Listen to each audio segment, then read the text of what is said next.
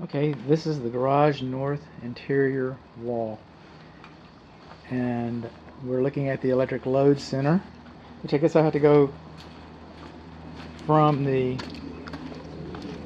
gate because of the door. This is the meter box. See the way it's pushing out? It's tilting out because the pressure from the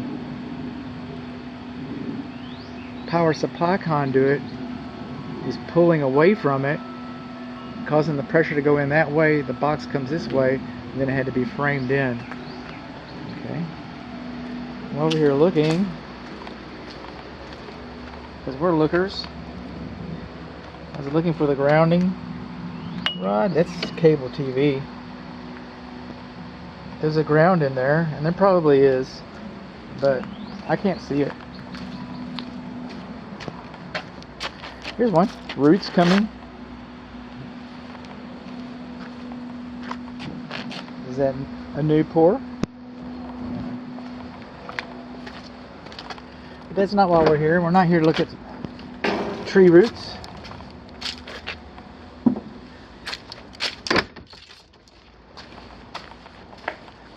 We're here to look at the Federal Pacific breaker box on the interior north wall. Federal Pacific, Federal Pacific. Everybody run. Call the fire department.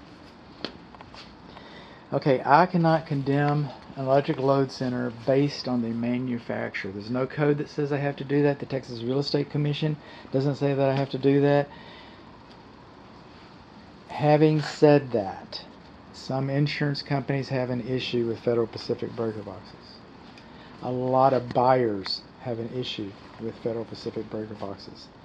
I'm a hypocrite about a lot of this stuff, but I replaced my Federal Pacific breaker box. They have horrible reputations. It's probably got the worst reputation, and the reputation is for fires and deaths.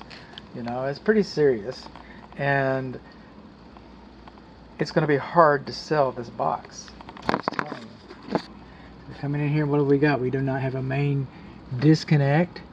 We've got a little bit of bundling in here. You're not supposed to have more than 3 cables coming in at once. We got a gap larger than 1/8 of an inch right there. We've got neutrals that are double and triple lugged. We're not supposed to double lug a neutral, okay, onto the neutral bus bar like we did. We're not supposed to have white hots like we do. Our oven is supposed to have a lockout spacer on it. Our wires are not supposed to be so close to the cabinet cover. What else, bud? You got something else for us? Yes, our oven doesn't have a lockout. White hots, already mentioned that.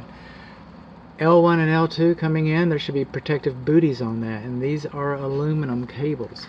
Now this one I have a little trouble with, and this is the neutral, the main neutral coming down here. That should be wrapped with white tape so that any idiot can know that, any fool can know that that's the neutral. If you don't know that's the neutral, you don't belong in this box. I get that. If you don't know those are hot, I get that too.